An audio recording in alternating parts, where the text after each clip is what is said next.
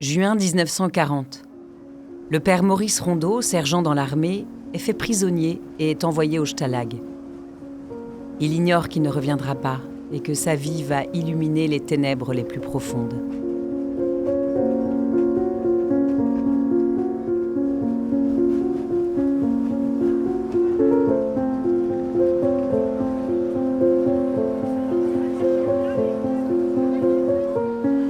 Maurice Rondeau naît le 25 août 1911 à Neuvy, dans la Marne. Très tôt, le deuil frappe à sa porte. Son père meurt à la Grande Guerre, le laissant orphelin. Élevé à Rebais, en Seine-et-Marne, c'est tout naturellement dans le diocèse de Meaux qu'il se prépare à devenir prêtre. Mais la guerre, encore elle, vient bousculer son destin. Mobilisé comme sergent, cité et décoré pour son courage, il est fait prisonnier en juin 1940 et envoyé au Stalag 6G près de Beaune. Pendant 3 ans, Maurice ne se contente pas de subir sa captivité. Il devient l'âme du camp. Il organise les loisirs, monte une troupe de théâtre et crée un journal pour soutenir le moral de ses frères d'armes, l'écho de la Harteheu. Mais en 1943, un appel plus pressant retentit. Hanté par la mission auprès du monde ouvrier et l'analyse du livre « La France, pays de mission », il accepte de se faire transformer en civil, comme on disait alors. Il quitte le statut de prisonnier de guerre protégé par la Convention de Genève pour rejoindre les jeunes du STO. « Je crois répondre à un appel supérieur du devoir », dit-il. Il devient ouvrier à l'usine Saint-Gobain de Stolberg. Son patron, Adam Lamberts, sentant la valeur exceptionnelle de cet homme, facilite son apostolat et l'héberge dans une mansarde. C'est là que Maurice, parallèlement à son travail, réalise sa vocation. Se laisser envahir par le Christ pour le donner aux autres.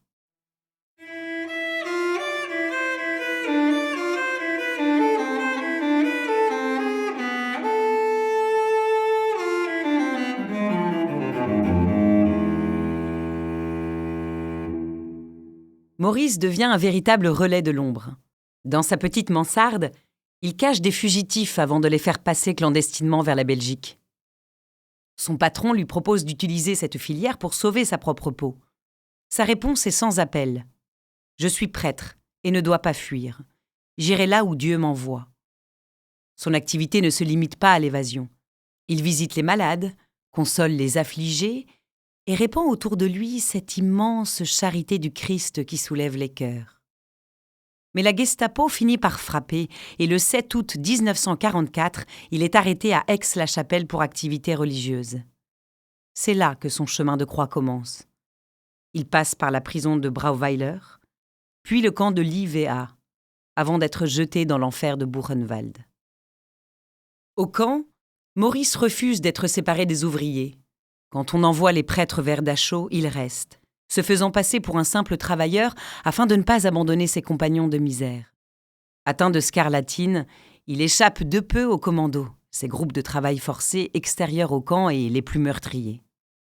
Le jour de Pâques 1945, il parvient même à organiser une journée de retraite clandestine.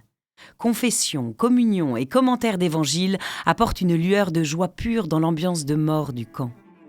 L'abbé Rondeau est content, notera l'un de ses camarades.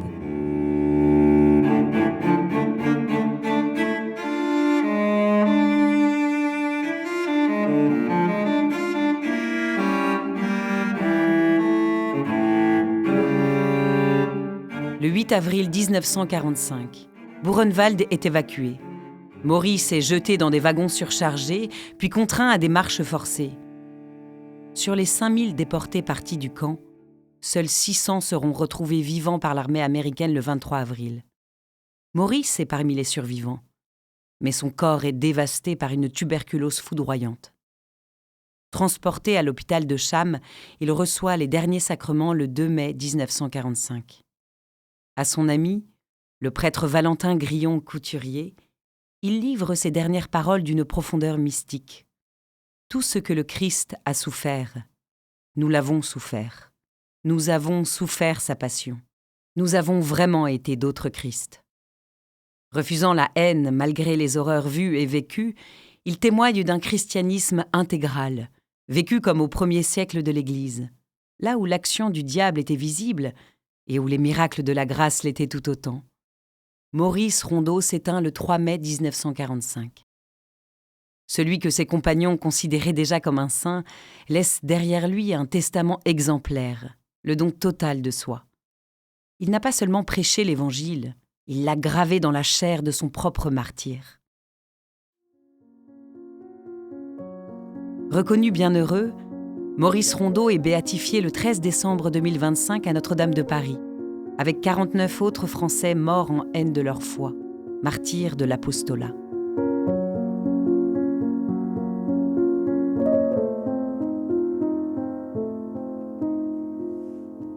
Une production du diocèse de Paris.